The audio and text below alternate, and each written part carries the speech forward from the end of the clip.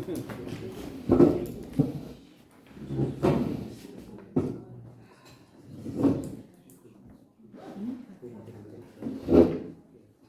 est 18h01, donc je vais déclarer la séance ouverte. Donc on va procéder à l'appel.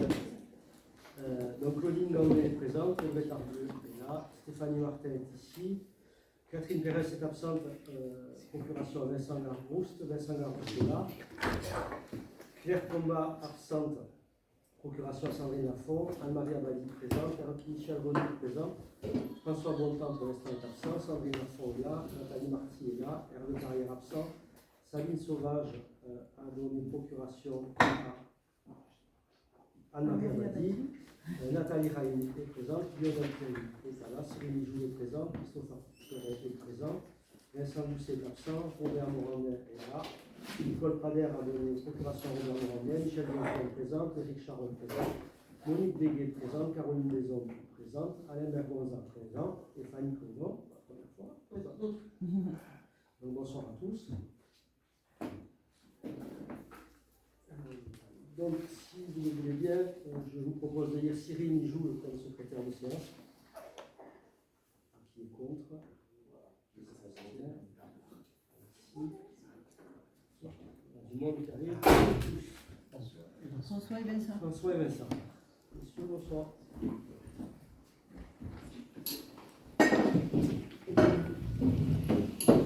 Donc, en préalable, je vous rappelle que les débats sont enregistrés. Par le biais des micros qui sont au-dessus de nous. Pour plus de clarté dans les PV, donc chaque fois que vous prenez la parole, n'oubliez pas de dire votre nom avant. On a constaté effectivement qu'il y avait des erreurs, donc qui seront corrigées. On ne va pas revoir qui était la personne, donc on mettra une élue. Ça ne va pas reprendre le débat. Ça sera rectifié dans les PV avant de le mettre sur le site. Enfin non, c'est pas. C'est normal d'avoir un compte rendu qui est finalisé avec les bons noms. Nous on a eu la vidéo, vous l'avez en ligne, c'est pas compliqué d'aller voir qui parlait à ce moment-là. Il faut avoir des PV corrects. On ne peut pas dire on ne passera pas le temps. Donc on a deux PV. Non, c'est pas attribué aux bonnes personnes. Donc on a deux PV, celui du 15 mars et celui du 5 avril. Donc, je vous propose de voter déjà sur celui du 5 avril. Donc, qui est contre? Je voudrais faire une observation. Oui. Alors, Michel Leton, il y a une erreur de frappe. Il est marqué dans le PV que je suis arrivée en bas à 18h07. Et au départ, au début, il est marqué que je suis arrivée à 19h07. Ah oui, c'est une erreur de frappe. Alors, c'est une erreur de frappe, erreur matérielle. On va faire un rectificatif. Merci. Donc je reprends, qui est contre? Qui s'abstient? Merci. Sur le PV du 15 mars, donc on est 3 contre. Ah oui, pardon. 3 plus 4, c'est un combat. c'est clair. Et ça fait que 3. Monsieur. Moi. Ah, pardon, j'avais pas vu la même C'est à cause du. Ok. Je vais faire ça. Donc le deuxième PV, donc séance du 15 mars. Voilà, c'est des observations. Oui, et peut-être on va en profiter pour donner notre sentiment général sur ces PV. Nous, on trouvait que les... Sandrine Lafont, pardon. On trouvait que les PV jusque-là étaient bien faits. D'ailleurs, on avait explicitement exprimé le fait qu'ils étaient de bonne qualité et qu'on avait juste des remarques à faire. Oui, c'est même écrit. Donc, qu'on avait juste des remarques quand il y avait des choses qui étaient mal retraduites, mais que globalement, ça permettait d'avoir une vision globale de ce qui s'était passé en séance et des propos échangés en synthétique. Aujourd'hui, on a un truc in extenso de tout ce qui a été dit, qui est illisible, parce qu'en gros, il faut 1 heure pour lire ce qui a été dit en 1 heure, en 1 heure et demie. Donc, ce n'est pas une formule que nous trouvons exploitable. Et la formule précédente, c'était la bonne. Il fallait juste prendre en considération les remarques qu'on faisait à chaque fois quand on trouvait que nos propos n'avaient pas été retranscrits dans l'esprit où ils avaient été mis. C'était pas des remarques, il y avait quelques remarques, elles étaient peu nombreuses et pas compliquées à prendre en compte puisqu'on proposait même une rédaction qui modifiait ce qui était proposé. Donc ce qu'on propose, c'est qu'on revienne à l'ancien format, On a qui est entendu- un on a format- entendu des remarques. qui est un format qui est synthétique et qui correspond à ce qui est attendu d'un PV lisible par l'ensemble de la population. Les habitants ne... Eh ben, si, je m'exprime. Les habitants ne vont pas lire un truc in extenso qui demande 1 heure, quoi. Ok, on a entendu tes propos. Sur les anciens PV, donc il y avait beaucoup de remarques. Même des fois, sur le travail qui a été fait, ça a été même qualifié de torchon. Donc là, au moins, c'est in extenso tous les propos qui ont été tenus. C'est pas contestable. Les remarques qui ont été faites, bien souvent, j'avais prises en compte. Le problème, c'était systématiquement des demandes de modification de PV. Des fois, uniquement des questions de sémantique ou de changer un mot. Tu n'as Les pas propos- pris une seule de nos remarques. Ah si, je les ai changés plusieurs fois. Après, c'était systématique et j'ai arrêté de les changer parce que changer un mot pour un autre, ça n'amène rien. Je peux vous donner tous les PV qui ont été modifiés si vous souhaitez les avoir. Donc là, il y a beaucoup de communes qui aujourd'hui enregistrent. Pour nous, ça nous fait gagner du temps parce que rédiger un PV, ça prend du temps. Aujourd'hui, c'est une société extérieure qui le fait et tous les propos sont retranscrits, qui vous plaisent ou qui ne vous plaisent pas, ils y sont. Et on voit, bien évidemment, que les questions qui sont posées, souvent, n'amènent pas beaucoup d'intérêt dans les débats. Et c'est retranscrit aussi dans le texte. Donc on ne changera pas de formule. Mais ça, nous, le fait que ça soit retranscrit in extenso, ça nous va très bien, puisqu'on filme les conseils et qu'on les met sur Internet, sur YouTube.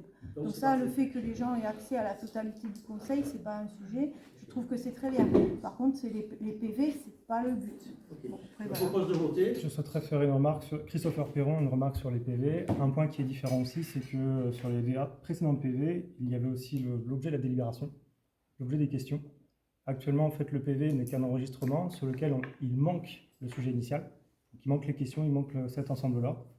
Il y a un autre paramètre aussi qui est bloquant pour moi par rapport au CPV automatique. Il semblerait que la société qui s'occupe de faire cette retranscription met plus de 8 jours pour les faire.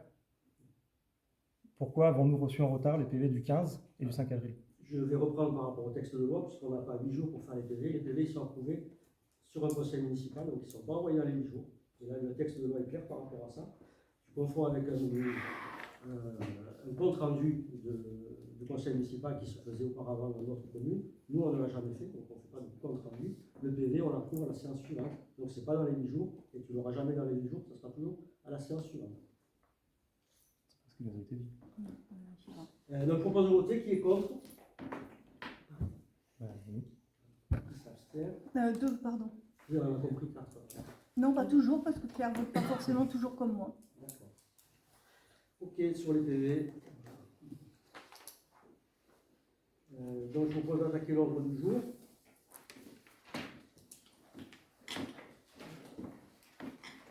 Donc, le premier item, c'est l'installation d'une nouvelle conseillère municipale, donc Fanny Penon, qui a accepté de rejoindre l'équipe. Donc, je la remercie. Suite à la démission de Francis Ortigosa, qui a quitté le conseil municipal dernièrement, donc bien évidemment, je regrette sa démission. Je ne peux que le remercier du travail qu'il a accompli, des dossiers qu'il a lancés et du dynamisme qu'il a pu apporter tout au long de ces 3 ans au sein de l'équipe. Mais j'ai plaisir aussi à accueillir Fanny.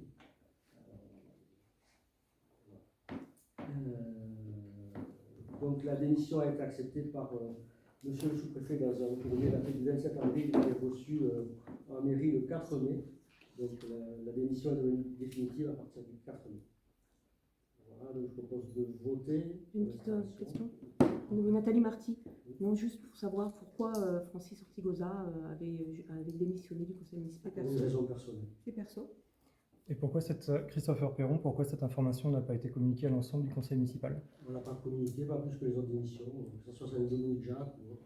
Je complète. Pourquoi, suite au mail que j'ai envoyé, posant une question par rapport à Francis Ortigosa et notamment comment ça allait s'organiser au niveau du conseil municipal, j'ai eu aucune réponse de votre part. Parce qu'on n'avait pas à répondre.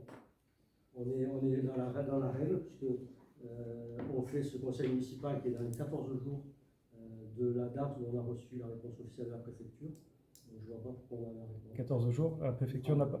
Quand est-ce que la préfecture a répondu? 4 mai. Ok. Et cette réponse-là, pourquoi ne pas l'avoir fait par mail? Parce que je n'ai pas à vous répondre. Je suis pas obligé de répondre. Non, par politesse et par rôle Vous de êtes votre père. vous trouvez poli? Pardon? Vous trouvez poli? Ben, Bah oui. La question que je vous ai posée, on peut lire le mail en public si vous le souhaitez. La question a été posée de façon très formelle. Donc je n'ai pas répondu. Pas plus qu'à l'autre. Je suis pas Entendu. obligé de répondre. C'est mon choix. Donc je vous propose de voter. Qui est contre? Qui s'abstient? Merci. Modification du nombre d'adjoints. Donc lors de la séance du conseil municipal du 16 mars 2022, le conseil municipal avait fixé à 6 le nombre des adjoints au maire. Je rappelle qu'en application des articles L2122.1 et L22.21.22 du Code général des collectivités territoriales, la commune doit disposer d'un minimum d'adjoints et au maximum d'un nombre d'adjoints correspondant à 30% de l'effectif global du conseil municipal, soit 8 adjoints au maire au maximum. Donc il est proposé au conseil municipal de fixer dorénavant le nombre d'adjoints à 8.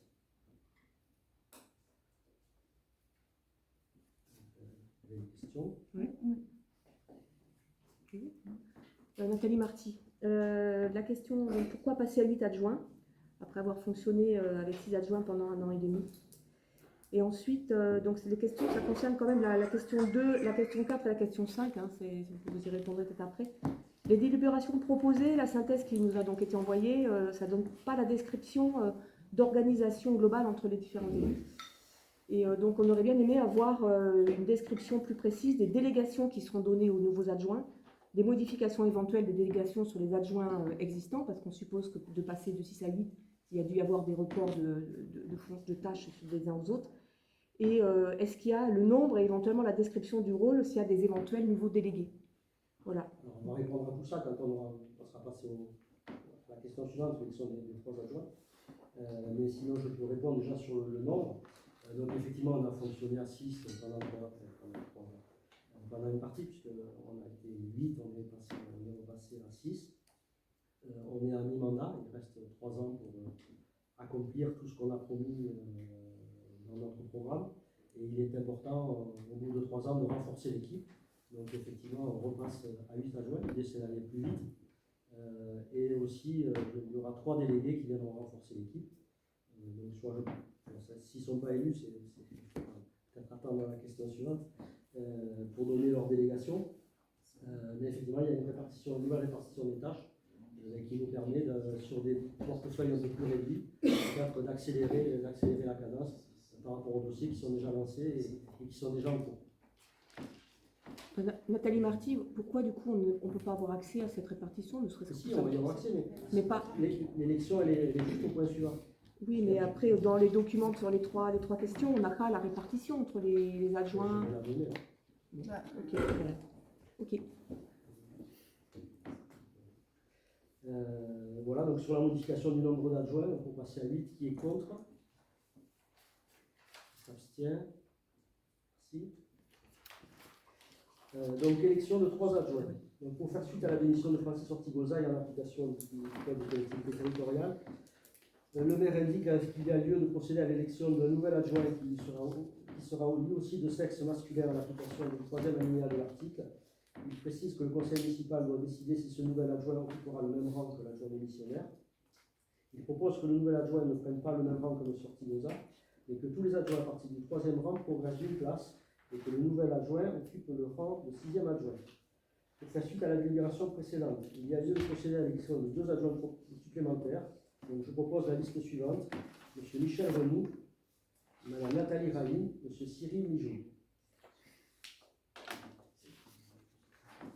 Y a-t-il une liste d'autres candidats? Tout d'abord, Christopher Perron, tout d'abord, il y a une question que je souhaiterais soumettre, c'est on demande des explications sur le non-respect de la parité au niveau des adjoints. Moi aussi. Moi aussi. Alors, sur la parité, donc on est obligé d'avoir la parité quand on présente une liste au niveau des élections, et la parité a été respectée sur les 29 candidats qui étaient présents sur la liste. Au niveau du nombre d'adjoints, des adjoints, on n'est pas obligé d'avoir la parité. Et effectivement, on est là dans notre sens, puisqu'il y a plus de femmes que d'hommes. Donc on va dire on est au-delà des règles de parité, mais elle n'est pas obligatoire pour les adjoints. Christopher Perron, vous dites le contraire de ce qui est écrit au journal officiel, et je demande l'avis conseil de M. Cotte. Parce qu'au journal officiel, il mentionnait... Monsieur le maire, s'il vous plaît. Au journal officiel, il mentionnait justement le contraire. C'est que quand une liste est établie, il y a une parité. Il va y avoir des mouvements, peu importe de changement, quoi que ce soit. Mais par contre, cette parité doit être 100% respectée au niveau des adjoints. Donc si un adjoint masculin démissionne... Et on le remplace bien par un adjoint masculin, et on élit bien une femme et un homme. Non, c'est au total. le poste en question doit être remplacé par le même sexe qui a disparu. C'est ce qu'on fait. Nous n'avons pas perdu d'adjoint féminin. Non, mais on Non, rajoute mais- 2 adjoints. Non, dans le rôle, C'est pas des remplacements. il s'agit d'un remplacement au départ. Non. Pour Francis Ortigoza, il s'agit d'un remplacement. D'accord. Donc il est remplacé par un homme. Ce n'est pas ce que dit le journal officiel et qui est un retour officiel du Sénat. Donc je vous propose Et de la regarder liste. ce document-là. La liste, pour les deux autres, c'est sur liste et elle est équilibrée un homme et une femme. Il est indiqué, Monsieur Cotte, et c'est un document officiel que je ne peux pas vous présenter parce qu'il est sur mon téléphone qui est en train de filmer. Au journal officiel, nous avons eu 8 adjoints qui ont été élus. Dans ces 8 adjoints, il y a 4 hommes, 4 femmes. Cela doit le rester tout le temps du mandat. C'est officiel, je peux vous transmettre la pièce si vous avez le moindre doute. On peut suspendre la séance, je peux vous le montrer dans l'instant. Et je vous demanderai de vous positionner par la suite.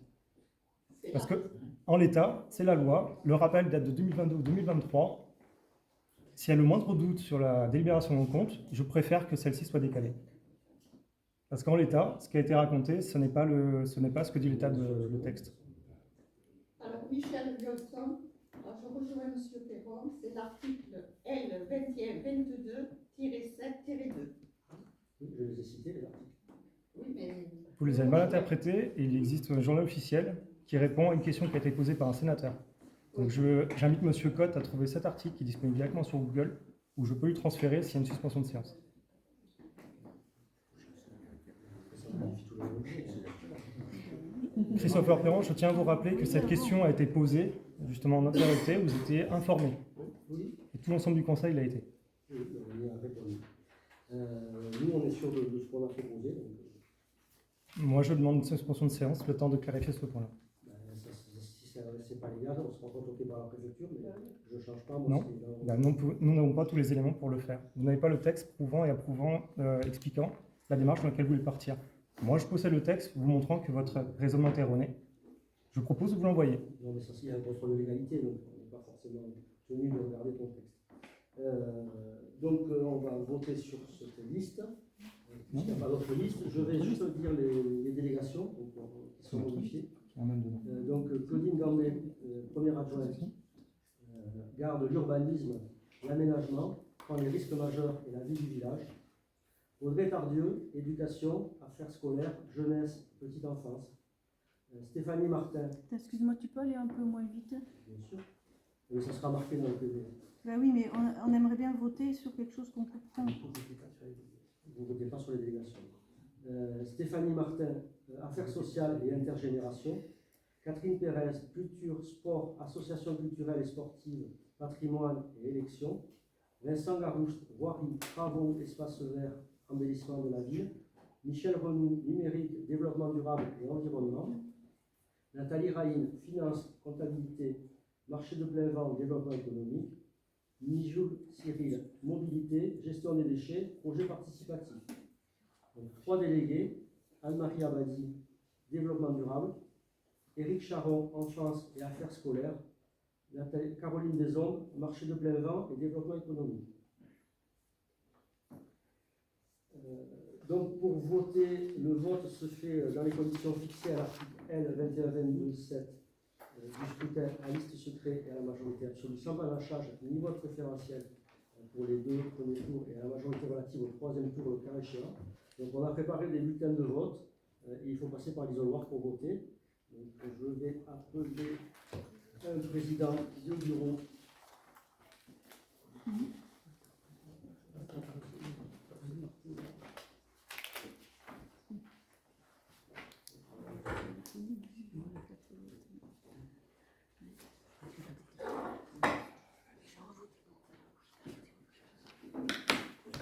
Un président du bureau, donc Stéphanie.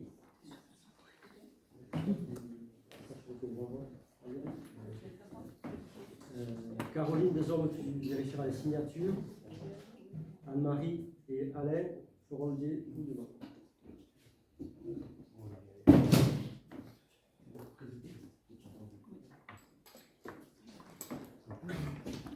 Il faut appeler les gens par un.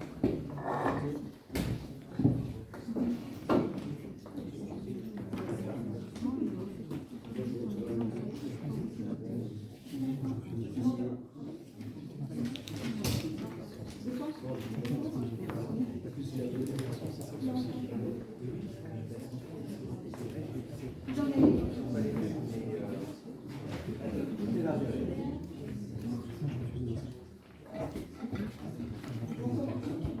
lire. Alors, Claudine Gambé.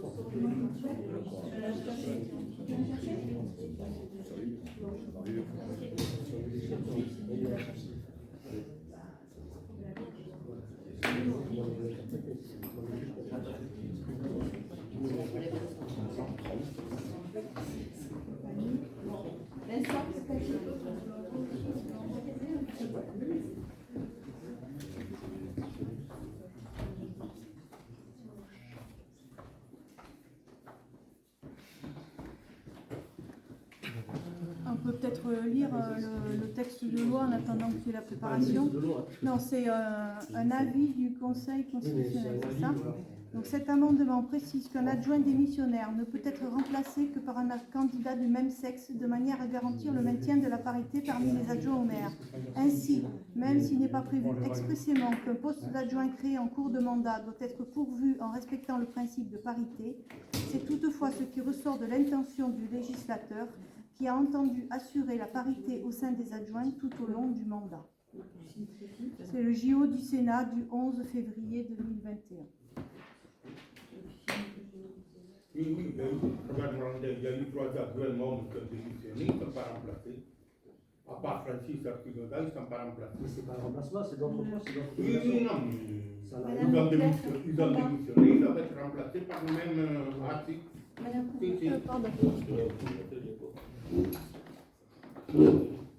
Christopher Perron, pour compléter ce que dit M. Morandin, c'est ce que dit le législateur, c'est que ce soit un remplacement ou une création, c'est la même règle qui s'applique. C'est la même chose dans le gazette standard.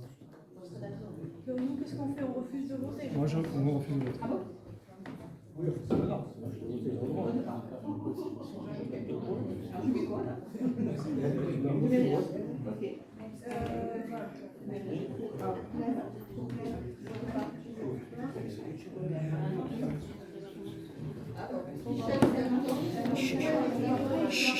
C'est une intention. On n'est pas dans la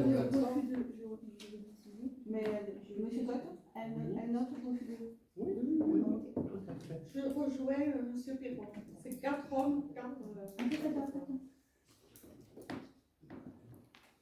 Parce que Christopher Perron, je fais une remarque, ça voudrait dire que c'est facile, il suffirait qu'un adjoint soit poussé un petit peu à sortir par la suite, il pourrait être remplacé par n'importe qui de n'importe quel sexe. C'est-à-dire qu'une parité, là, dans ce cas-là, c'est favorable, c'est... Non. Dans ce cas-là, ça veut dire qu'une femme pourrait être en plus, enfin, ça pourrait être aussi dans l'autre sens. Dans ce cas-là, c'est là où le sens de la loi, c'est votre interprétation, monsieur le maire, est de pervertir le texte de la loi.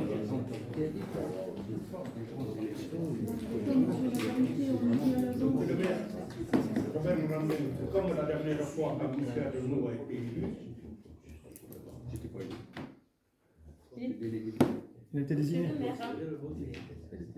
Ça a été décisionné. Quand Michel Renaud a été élu, normalement, il faut qu'il y ait 8 adjoints pour qu'un conseiller délégué soit élu. Oui, déjà, Oui. Ouais. il y avait déjà eu C'est étonnant que la sous-préfecture, quand on aperçoit un an après, que la sous-préfecture n'est rien dit. Donc on va suspendre la séance parce qu'il y a une erreur sur les bulletins, donc on va réimprimer les bulletins et on prend 2 minutes. Elle a bien marqué, Nathalie.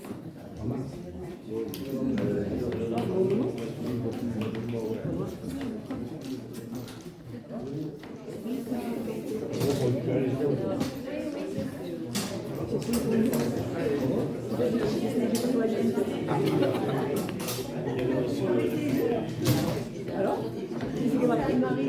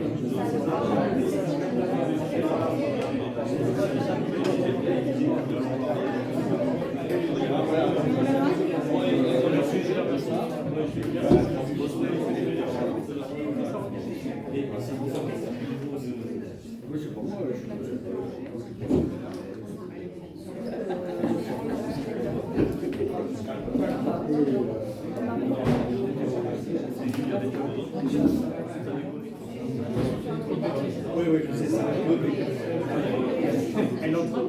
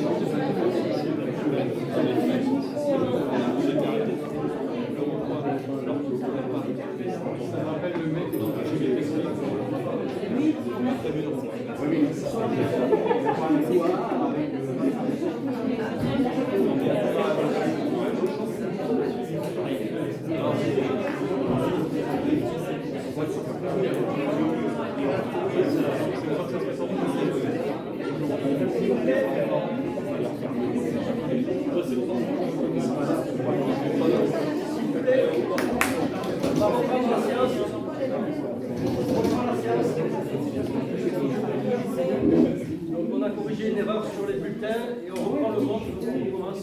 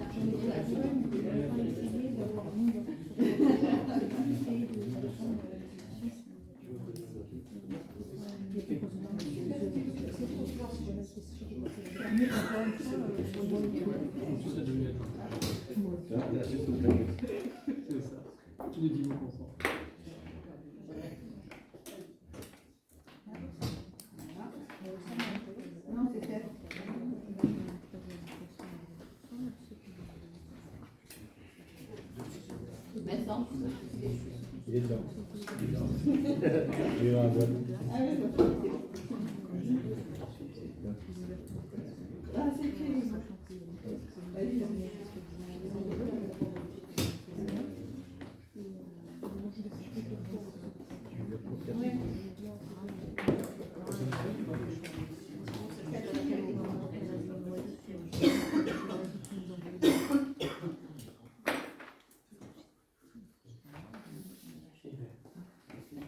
Et pour Claire. Pour Claire.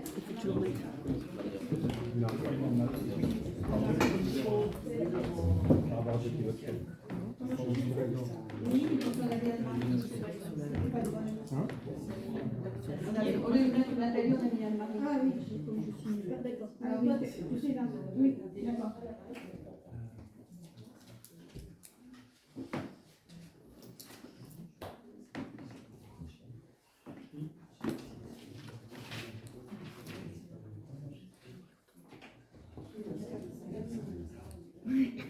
Pas pour écrire un roman. Je peux mettre le média.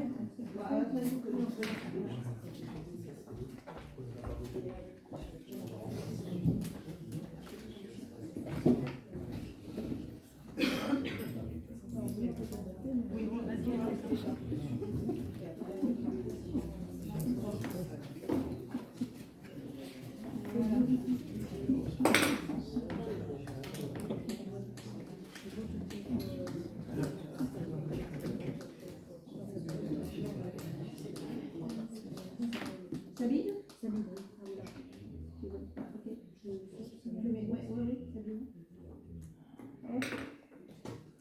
Michel, François.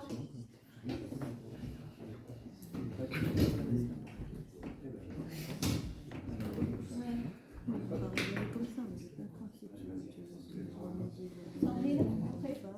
Sandrine. Ah, pardon.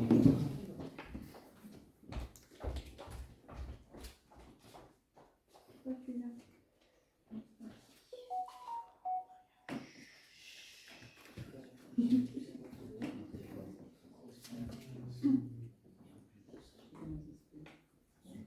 Attends, François.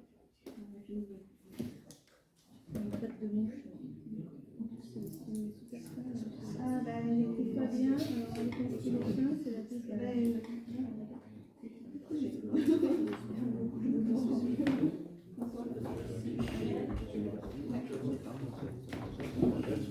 Nathalie.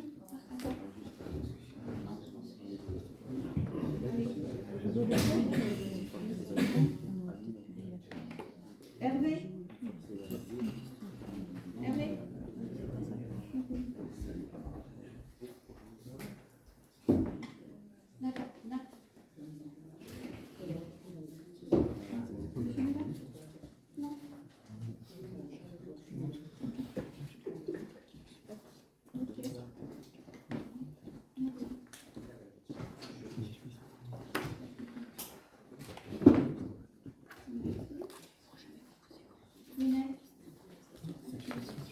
Lionel.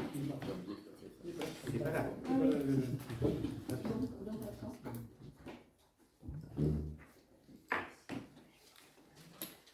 Cyril.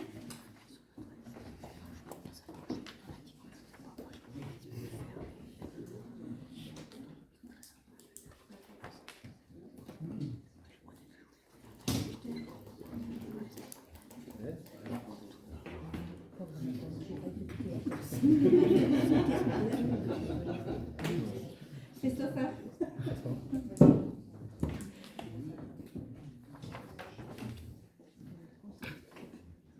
Vincent.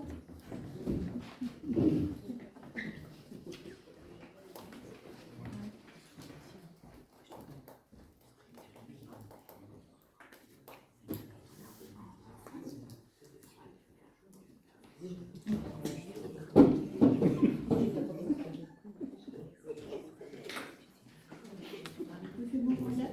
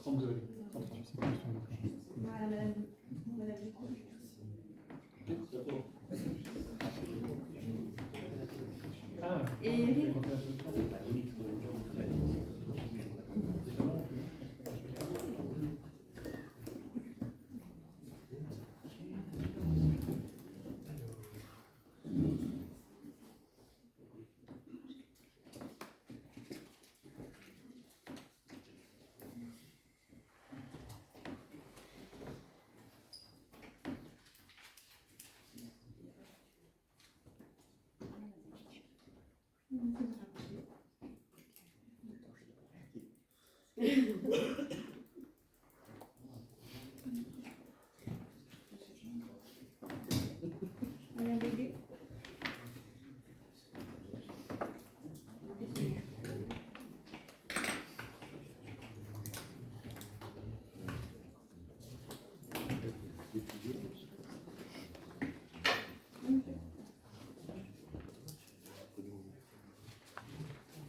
Alain.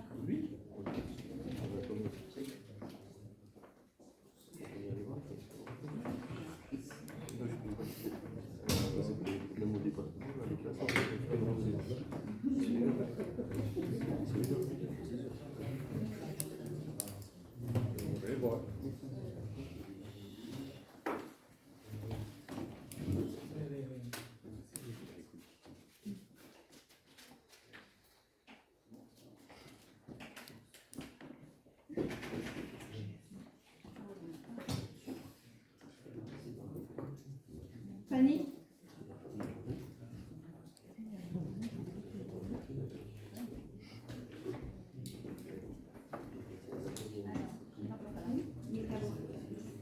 Et après, tu finis. Oui. Non, Tu l'as fait là.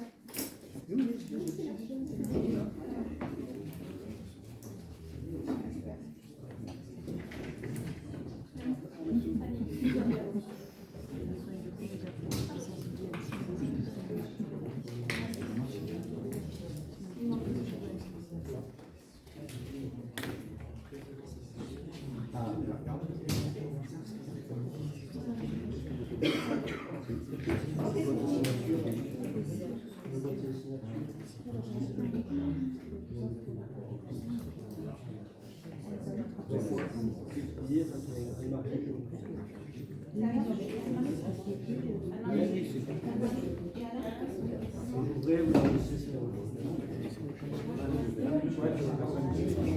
le côté des enfants.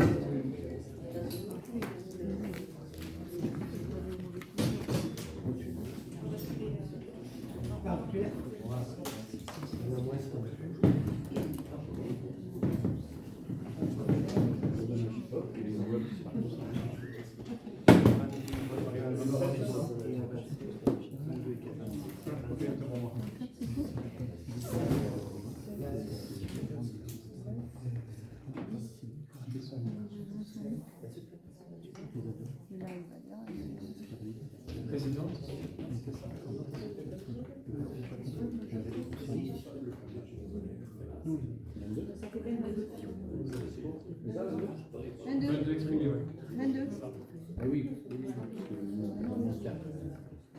Allez, je veux plus.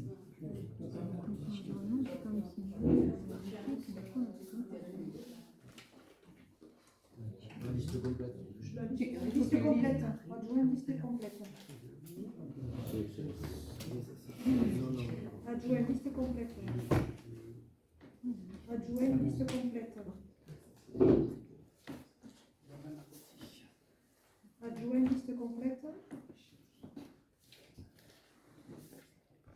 Adjoint liste complète. Adjoint liste complète. Oui. Une vide.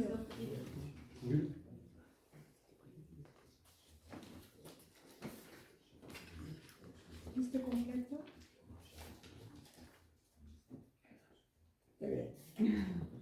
Liste complète. Liste complète. Liste complète.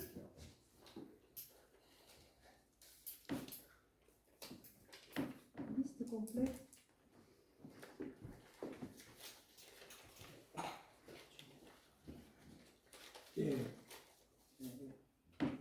Liste complète.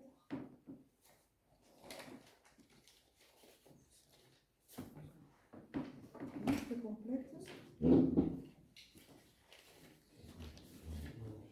Liste complète. Liste complète. Liste complète.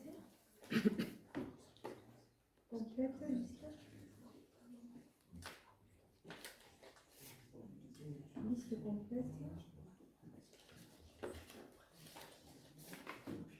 Liste complète. Liste complète. Et Et vide. Le vide. maintenant, nul 2, nul 2.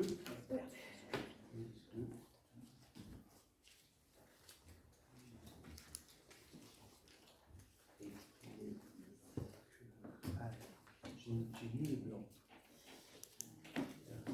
Non, c'est pas blanc. Il n'y a aucun blanc. Il y a aucun blanc. Et il y a Il y a bien 2 bulletins liste complète. Et 2 enveloppes. Et 2 enveloppes vides.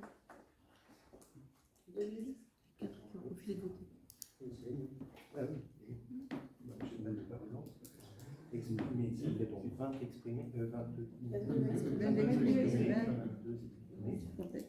Sur 26 boutons. Donc, ce qui fait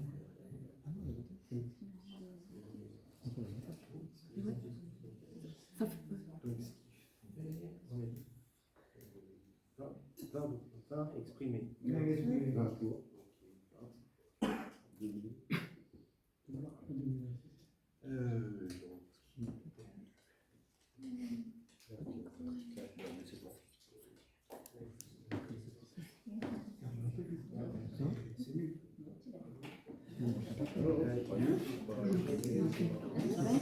Donc c'est bon, vous pouvez vous rassurer, il y a pas de souci. Il y a les 27. Il y a les 27. Du coup, il y a les 27, si on fait toutes les catégories. Il y a un il y a absent. 27. Il y a un absent. Le livre n'est pas mis. En fait, on va proclamer de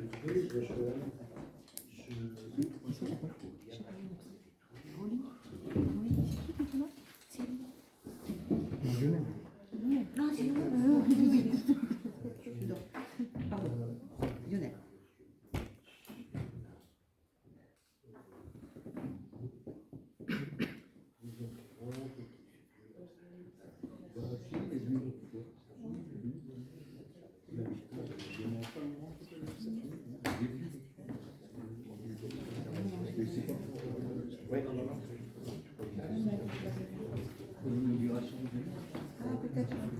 J'ai été pas. Donc sur le vote de ce soir, donc, il y a eu 22 suffrages exprimés, donc la majorité absolue est à 12, donc il y a 2 bulletins nuls. Donc je déclare élus les 3 adjoints présents sur la liste, Michel Renaud, Nathalie Rally et Cyril Mijoul. Est-ce qu'il y a des remarques particulières sur le déroulement de l'élection? Ben oui, on les a déjà faites. C'est déjà dit. Donc le procès verbal va circuler et il faut le signer en séance. Philippe, excuse-moi, par rapport à la préfecture, là, parce que si ça ne respecte pas la règle, ça veut dire que c'est le préfet qui valide la délibération d'aujourd'hui, c'est ça? 2 mois pour vérifier le contrat de légalité, mais bon, on est conforme par rapport à la loi. Le reste, c'est une interprétation de la loi. La parité, quand même, doit être. C'est normal, c'est tout à fait. La parité, c'est normal. C'est-à-dire, on est mieux que la parité. Est-ce que les gens sont contre le fait Mais la d'avoir plus de femmes? Mais la parité, c'est pas. C'est dans, Oui, c'est pas dans les dans deux un sens sens. ou dans l'autre, c'est dans les deux sens. C'est la loi. Christopher Perron, la parité c'est sur 8, monsieur le maire. C'est pas sur 2 personnes que vous nous mettez dans une liste. Vous avez déjà fait les remarques, donc on va passer au point suivant. Donc, je vais faire circuler le PV. Il n'y a que les membres du bureau qui vont le signer, c'est-à-dire M. Bergonza, Madame Abadi, Madame Martin. Donc, le PV sera annexé, bien évidemment, au compte rendu. Le point suivant, donc, c'est sur les indemnités des élus. Donc, comme on augmente le nombre d'adjoints, l'enveloppe globale est plus importante. Je rappelle que depuis que je suis élu, j'ai fait le choix de diminuer mon indemnité pour que chaque conseiller municipal puisse avoir un minimum d'enveloppe. Il n'y a pas beaucoup de collectivités qui le font. J'en connais pas beaucoup, où le maire accepte de baisser volontairement son indemnité. Donc vous avez un rappel des textes avec les différentes indemnités, avec les montants. Donc pour monsieur le maire, c'est 35% de l'indemnité de l'indice brut de la fonction publique qui est actuellement de 4 025,53 €. Pour les adjoints, c'est 18% de l'indemnité brute du terminal de la fonction publique. Les conseillers municipaux délégués, 9,43 € de l'indice brut terminale de la fonction publique, et pour les conseillers municipaux, 1,58 de l'indice brut de la fonction publique. Donc le montant global de l'enveloppe des adjoints versé au conseil municipal tous les mois est de 9 298,55. Les crédits seront complétés lors de la prochaine délibération modificative. Donc, qui est contre? Christopher Perron, j'ai une question à ce sujet. Il est mentionné dans le document que c'est le régime qui s'applique à partir du 1er juin, donc c'est-à-dire demain. À partir de quand est validé le poste d'adjoint? C'est à partir du retour de la validation du préfet, si je ne me trompe pas. Donc c'est validé de suite. Après, ça doit prendre l'égalité. Donc si on n'est pas retoqué, ça s'applique de suite. C'est déposé en préfecture de Rennes. Et une question juste pour ma gouverne, c'est il me semble qu'il faut que tous les adjoints soient élus avant qu'on parle de rajouter des conseillers municipaux délégués, comme on discutait tout à l'heure avec Madame Violton.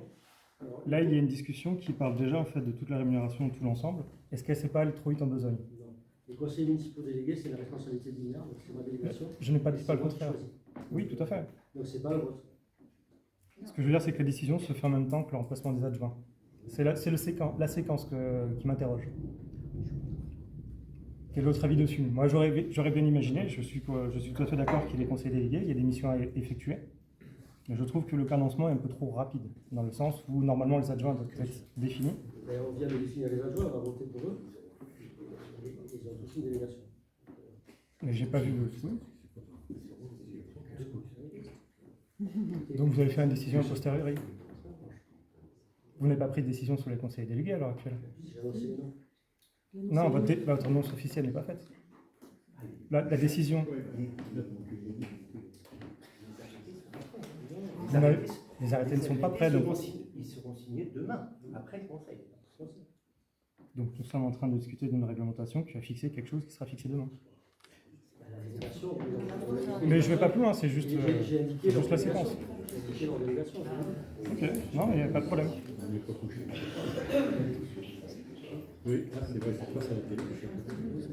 Je propose de voter, donc qui est contre? Non, c'est pas mal.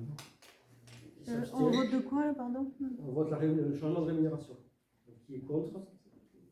Moi, je suis contre, puisque le nombre des adjoints, on n'a pas voté comme il fallait. Donc, non, ça a un lien ou pas? Non, c'est sur le nombre. Ok, alors c'est bon. Qui s'abstient? Finalement, c'est pour. C'est Modification des commissions municipales. Point 5. Pour faire suite à la démission de Francis Ortigosa et d'autre part pour la modification du nombre d'adjoints puis la l'action de nouveaux adjoints, il est proposé de modifier la composition des commissions municipales comme suit. Remplacement de M. Ortigosa par Mme Abadi à la commission association. Remplacement de M. Ortigosa par Mme Bézombe à la commission vie du village. Remplacement de M. Garouste par M. Mijoul à la commission mobilité. Enfin, il est proposé de créer une nouvelle commission dénommée Développement durable et environnement, qui comprendra 7 membres, conformément à l'article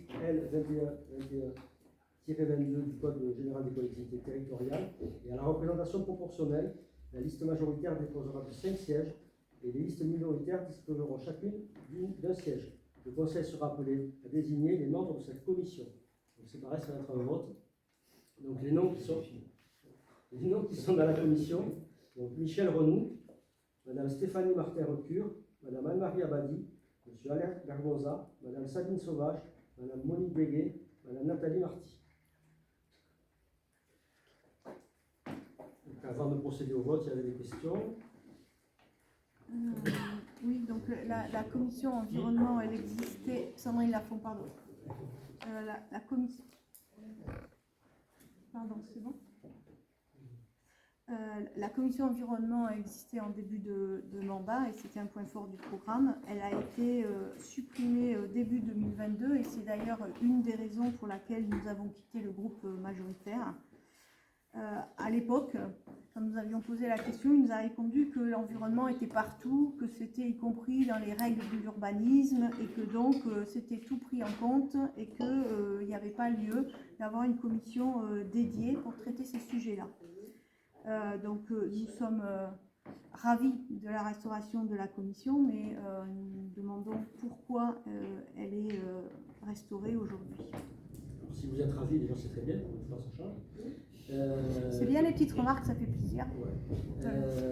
Les vôtres aussi d'ailleurs. Mais Philippe, je l'ai expliqué tout à l'heure. La volonté c'est d'accélérer, c'est de se redéployer. Michel Renoux a été particulièrement performant quand il s'occupait du GTE. Donc le GTE c'est le groupe de travail qui nous a permis de mettre en place un programme d'économie d'énergie. Donc c'est aussi lié à l'environnement et on a encore d'autres projets. Donc c'est pour ça qu'on redéploie cette commission. Nous avions suggéré dans l'exercice budgétaire de début d'année de mettre un budget de formation aux enjeux. Mais peu importe, c'est directement lié à la commission environnement, me semble-t-il. On est exactement sur le même sujet. Donc nous avions suggéré dans le budget. Nous avions suggéré dans le budget de rajouter des formations, un budget pour la formation de tous les élus et la formation de tout le personnel municipal aux enjeux environnementaux et écologiques auxquels nous allons faire face, auxquels nous faisons déjà face. J'ai déjà répondu à cette question, donc je n'y réponds pas. Et je n'y réponds pas du tout. Merci. Vous reprenez le conseil municipal où j'ai répondu à la question et mes arguments étaient tout à fait justifiés. Non, l'argument c'est qu'on n'avait pas d'océan à Pellistaret. On passe au vote. Donc il faut aller dans la l'isoloir. Je vous rappelle. Si vous êtes d'accord pour le main levée, On est d'accord pour main levée. Oui.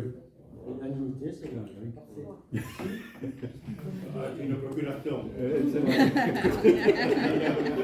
Et heureusement qu'on n'a pas. Ah oui, pardon, Il aurait fallu lever le pied aussi. Merci Eric. Bonne initiative. Nous avons compris donc de la note de synthèse que nous avions droit à siéger dans l'ensemble des commissions municipales. Il y a une commission qui m'intéresse, qui est la commission urbanisme. Alors vous n'avez pas tout compris, puisque les commissions, quand on crée des nouvelles, effectivement, on est à la proportionnelle par rapport aux groupes qui ont été créés. Sur les commissions précédentes, dans lesquelles votre groupe n'existait pas, et la commission n'est pas modifiée, donc il n'y a pas lieu de la modifier, et il n'y a personne qui est sorti de la commission. Donc non, vous n'avez pas droit à être dans toutes les commissions, vous n'êtes pas. Donc pour l'urbanisme, c'est non.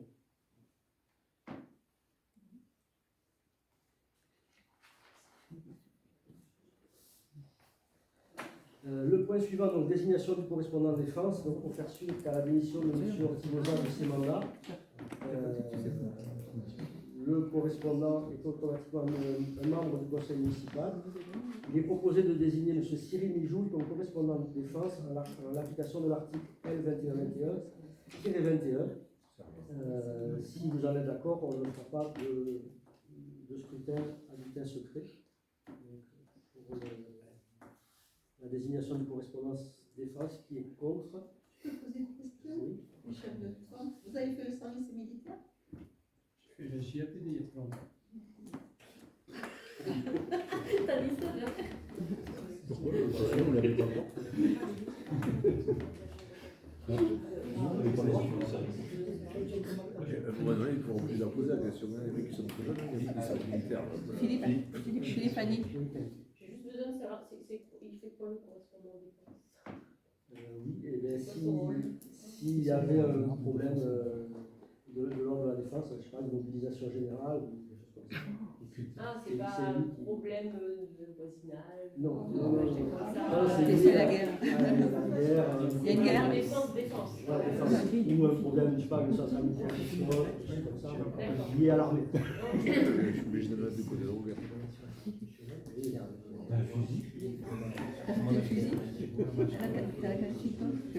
Et donc, je propose de voter.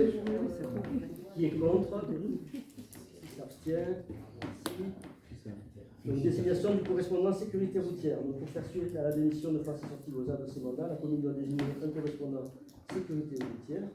Le correspondant est désigné au sein du conseil municipal. Donc, je vous propose également de désigner Cyril Mijoul, qui est en charge de la mobilité.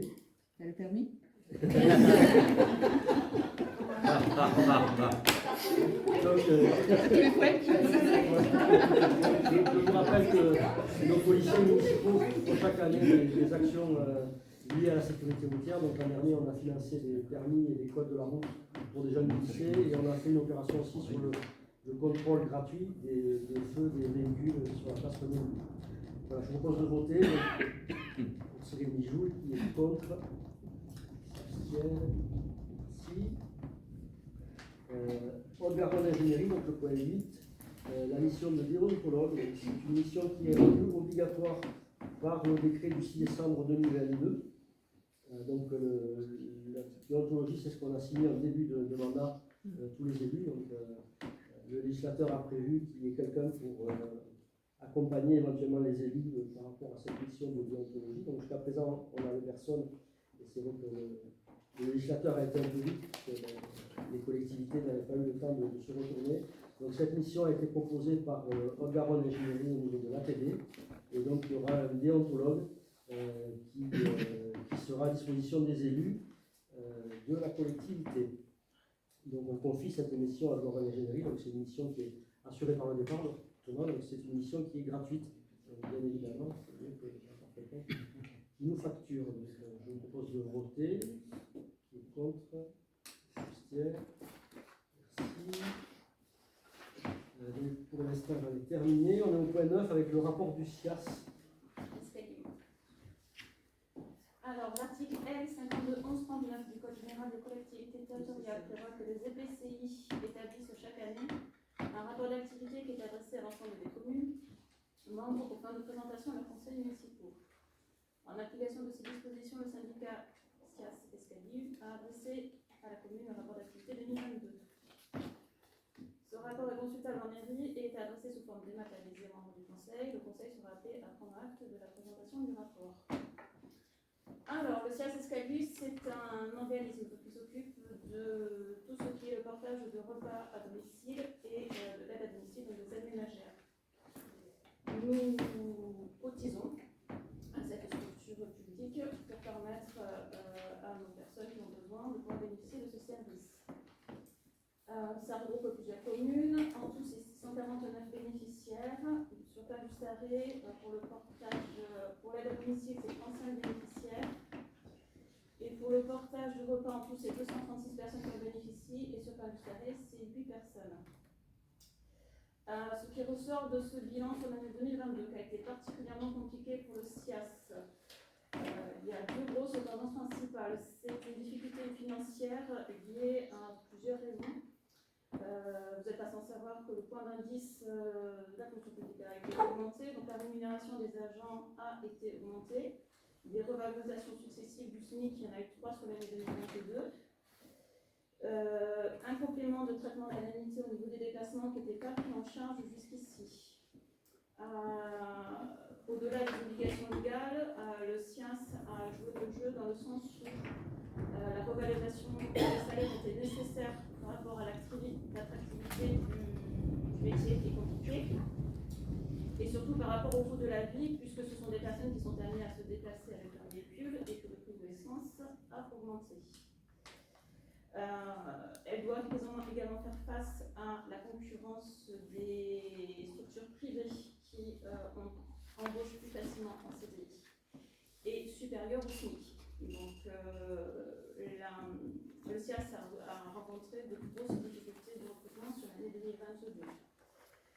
Et elle a également rencontré une diminution du nombre d'heures d'environ 9000 heures sur l'année pour essentiellement une raison d'absentéisme, essentiellement sur la période printemps-été 2022 qui a été très dure pour les agents, les aides ménagères. Donc il y a eu un taux d'arrêt maladie qui a été très important, de l'absentéisme, occasionnant de l'absentéisme et des démissions avec des personnes qui décident de changer de parcours professionnel, comme ça se fait beaucoup en ce moment. De ce fait, du coup, le SIAS n'a pas pu prendre, a eu déjà des difficultés à gérer les ménages qu'ils avaient en gestion, et il n'a pas pu prendre non plus de nouveaux dossiers, puisqu'il n'avait pas les personnes en face. Le SIAS est financé en grande partie par le conseil départemental. C'est un taux horaire. Si n'y a pas d'heure, il n'y a pas de financement. Donc il y a eu une chute de financement très très importante. Ce qui fait que nous allons avoir une participation communale avec un changement de calcul, je vous ai déjà expliqué lors du précédent rapport, mais surtout lié à cette perte financière, nous allons passer d'une participation de 12 000 € à 22 000 €. Juste par rapport à ça, c'est quelque chose qui a été longuement discuté en commission aux réunions qu'on a tous les mois avec le SIAS. On en a vraiment discuté aussi sur le fait que c'est une obligation de la part du CCS d'avoir un service d'aide à domicile pour les personnes âgées. Au-delà de l'augmentation du coût, créer son propre service d'aide à domicile, c'est un coût financier pour le CCS qui ne sera pas supportable. Juste du coup pour vous informer que par exemple la ville de Portet-sur-Garonne vient de donner son accord pour intégrer le SIAS. Donc ça sera la plus grosse ville et le plus gros nombre d'interventions du coup. Et ils ont fait le simple calcul que ça leur coûtera 10 fois moins cher. Voilà, ils ont leur propre service d'aide à domicile, ils arrêtent et donc ils adhèrent au SIAS et ce calcul aussi qu'on avait fait à peu près, quand même, pour le service d'aide à domicile porté par la mairie coûterait 10 fois plus cher que ce que ça coûte aujourd'hui. Donc on a travaillé avec le SIAS pour diffuser au maximum sur nos supports de communication, Facebook, les panneaux, la nécessité pour eux de recruter du personnel et surtout pour nous d'augmenter le nombre de personnes qui peuvent bénéficier des aides du SIAS, quitte à payer une cotisation autant qu'on ait un maximum de personnes qui puissent en bénéficier. Donc voilà, je vous invite à communiquer si jamais vous connaissez des personnes qui veulent travailler dans l'aide à domicile ou des personnes qui ont besoin d'aide à domicile. Voilà. Okay. Donc cette augmentation elle avait été prévue dans le budget, puisque nous avons déjà averti l'an dernier, ça fait un petit moment qu'on réfléchissait, et il n'y a pas d'autre solution effectivement que ce service-là qui est quand même un service de qualité. Il y a des sociétés privées qui font la même chose, mais le coût est beaucoup plus important que ce qui est proposé par le SIAS. Voilà. Donc s'il n'y a pas de questions, je propose de voter. Donc qui est contre, qui s'abstient. Merci. Donc subvention exceptionnelle, donc quand il reste absent, c'est Michel Remy qui va porter cette délibération. Subvention exceptionnelle à l'UNSS Collège Daniel Sorano. Donc l'équipe minime des garçons UNSS du Collège Daniel Sorano s'est qualifiée pour les championnats de France UNSS de football. Cette compétition devait se dérouler à Cergy-Pontoise du 23 au 26 mai dernier. Donc cette qualification et la participation à ce championnat est un événement rare et l'association souhaitant permettre à tous les membres de l'équipe de participer a sollicité la commune de Pain-Just-Arrêt, mais aussi les communes voisines pour l'attribution d'une subvention exceptionnelle, afin de financer notamment la partie transport. Donc il sera proposé au conseil municipal de décider l'attribution d'une subvention exceptionnelle de 500 € à l'association UNSS du collège Daniel Sorano pour contribuer au déplacement de l'équipe minime garçon de football au championnat de France 2023. Voilà. Donc effectivement, c'est un bon résultat pour le collège. Oui. Est-ce que les autres communes peuvent demander est-ce qu'elles vont participer? Alors, ils ont demandé à d'autres communes. Oui, ça, d'accord. Mais je ne suis pas persuadé que les autres communes ont répondu positivement. Effectivement, le collège est sur Pain-Just-Arrêt. Oui. On a une sensibilité dans la commune pour aider les gens qui demandent. Parce que je sais qu'ils étaient récités chaque fois pour participer les autres communes. C'est ça. Et a priori, il y en a qui ont fait la sourde oreille. Chaque commune fait comme il entend. Pas forcément très bien, puisque le collège il dessert quand même plusieurs communes. Oui. C'est comme le lycée cyclable. C'est comme tout pour moi, rien pour les autres. Donc je propose de voter qui est contre, qui s'abstient. Merci. Le point 11 sur la taxe d'aménagement majorée. Donc il s'agit de modifier le taux de taxe d'aménagement sur la zone de Martiguerre. Donc je rappelle qu'il y a la possibilité de majorer le taux de la taxe d'aménagement qui est prévu par l'article 331 du Code de l'urbanisme. Et nous avions effectivement voté une taxe d'aménagement majorée de 20% pour Madridière, 15% pour la Guinasse et 15% pour la Clairière, enfin, qui s'appelait à l'époque Figarel. Donc aujourd'hui, un certain nombre d'éléments nous amènent à modifier ce taux, à proposer la modification de ce taux. Certains des équipements publics envisagés ont déjà été réalisés dans ce secteur, donc notamment une passerelle installée sur le franchissement du Haumont et une partie du cheminement piétonnier qui était créée par la commune. Mais surtout, la voie centrale n'aura plus les caractéristiques d'équipement public et sera un équipement propre à l'opération et sera donc réalisé par l'aménageur. Ça pesait évidemment lourdement sur le coût de l'opération pour la collectivité, donc ce coût est supprimé. De plus, sur le calcul, seule une fraction du coût de l'extension du réseau nécessaire au besoin de futur habitat usagé est mise à charge du futur aménageur constructeur, à savoir 5% pour la construction de bâtiments pour l'accueil de loisirs, 25% pour la construction de 2 classes, 80% pour la réalisation d'un giratoire sur l'avenue de Toulouse, 100% pour une extension du réseau électrique et 30% du cheminement piétonnier le long du Haumont. Restant réalisé. Donc, il vous est donc proposé de modifier le taux de la taxe d'aménagement sur le secteur de Madridière, habitat, zone à vie, du PLU délimité au temps joint, dans les parcelles cadastrées A4, 6, 22, 26, 33, 34, 35, 36, 37, 38, 39 et 189, et de le fixer à 15%. Décide d'afficher pendant une durée minimale d'un mois au lieu d'état s'appliquer la présente délibération et la délimitation du secteur. En conséquence, à partir du 1er janvier 2024, les constructeurs dans le secteur de Madridière Habitat seront redevables de taxe d'aménagement au taux de 15%. La présente délibération est reconductible de plein droit d'année en année, sauf nouvelle délibération.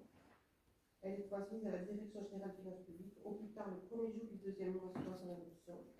Le plan de secteur de TAM sera annexé au PLU par mise à jour. Tu as mentionné la création de deux... Pardon, Sandrine Lafont. Tu as mentionné la création de 2 classes. Bon, évidemment, avec des lotissements, ça paraît assez logique, mais par rapport globalement sur la commune, ces 2 classes-là, il y a d'autres lotissements. Quelle est l'estimation?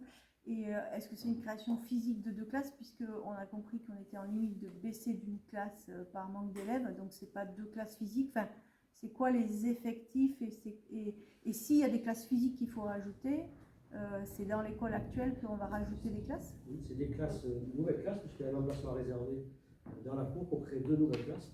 Donc effectivement, s'il y a des nouveaux habitants qui arrivent, je rappelle qu'ici il y a 250 logements dans le secteur de Madridière.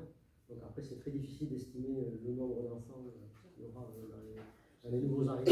Mais en tout cas, on est sûr que par rapport à ce qui est prévu dans le développement de la commune, en tout cas dans ce qui est fixé par l'État, c'est qu'on sera 5300 habitants en 2030, ce qui est prévu par l'État. Et donc forcément, il y a besoin de classes supplémentaires et il y a un emplacement réservé. Donc c'est 2 classes en tout avec tous les lotissements et les constructions qui sont... on a une estimation ou... Même si c'est difficile, j'imagine qu'il doit y avoir des statistiques. Il y en a 2 déjà qui sont disponibles à l'école et on crée 2 nouvelles classes. Il y aura 4 classes. Il y en a 2 qui ont été fermées. Il y a des classes qui ont été fermées. C'est ça. Donc 2 fermées, plus 2 qui seront créées, on a potentiellement 4 classes. C'est ça. Et après, on sera aux limites de l'école. Je ne sais pas si vous avez vu, par exemple, à Rhône, ils ont créé une 2e école. Il y a plus de place, il faut faire une autre. Oui, parce que moi je pensais qu'on était déjà au max. On n'est pas au max de... Christopher Perrault, une question. Vu que ça n'a pas été présenté en commission école, les classes, ça serait pour l'élémentaire ou c'est générique? Comment est-ce que vous les voyez? En élémentaire. Okay. J'avais une question sur l'opération. Sur le plan, je n'ai pas vu l'emplacement, on va dire, du futur rond-point. Est-ce qu'il pourrait être précisé? Si tu pourrais peut-être faire ça. Nous avons des plans qui ont été réalisés par le ministère de l'agglomération, Oui. Ces plans ont été réactualisés pour tenir compte de la piste cyclable. Ces plans aujourd'hui sont ce qu'ils sont. Après, juste la question est plus simple, c'est le rond-point sera localisé au niveau du carrefour qui va actuellement vers Roquette, c'est ça? Ça sera... Ok. Un point m'interpelle, c'est le fait que, si j'ai bien compris la délibération, le lotissement du côté de Malrivière devra payer 80% du financement de ce rond-point, alors qu'au final, ça sert à tout le monde, donc les personnes qui actuellement peuvent partir sur Roquette, Croisée, c'est un peu plus large. Est-ce que c'est pas un pourcentage trop important? En tant que conseiller, je trouve que ça fait beaucoup, on va dire, ça fait payer 80% pour ce lotissement, qui ne vont pas drainer 80% de la circulation. Le fait générateur, c'est la création de ce secteur de la rivière. Oui, tout à fait. Quand nous avons fait le rond-point qui dessert la rivière, il y avait aussi le lotissement du Haumont, en face, mais c'est l'opération qui a généré voilà, donc c'est normal que... D'accord. Pour la clairière, c'était pareil, c'est 80%, le pourcentage qui avait affecté, environ, je ne sais plus si vous l'avez en tête. Parce que là, si je comprends bien, au niveau de Malrivière, on a fait 80% de la dépense du rond-point aux habitants de la zone. Il y a eu des calculs similaires qui ont été faits pour le secteur. Non, je demandais si de tête, en fait, c'était à peu près les mêmes... C'est quand même pas à 2% près. Hein. D'accord, oui, c'est ça, c'est autour de 80%. Mais c'est tout à fait dans la logique de ces opérations. Okay. C'est une estimation et on n'est pas forcément sûr de récupérer 80% de la somme du coût du rond-point. Mais en tout cas, ça participe. Et c'est le seul moyen de le financer. Parce que sinon, l'autre règle, ça serait d'augmenter les impôts de tout le monde pour financer la commune. Alors que là, c'est lié à une opération immobilière. Et c'est le seul moyen de faire participer l'opérateur de cette opération à un nouvel accès. Il y a quelques décennies, on se tapait sur l'épaule et on faisait des ronds-points gratuits. Aujourd'hui, c'est bien fini. Et c'est le seul moyen de pouvoir financer ces nouveaux équipements, que ce soit un agrandissement de classe, des réseaux et effectivement de la voirie. Christophe Perron, je me permets une remarque qui anticipe légèrement le point d'après. Ce rond-point-là va drainer toutes les personnes qui seront dans le lotissement. Donc je poserai une question un peu plus précisément sur le point suivant, qui sera justement sur le fait de ne pas affecter cette taxe à tout l'ensemble des habitants de la zone.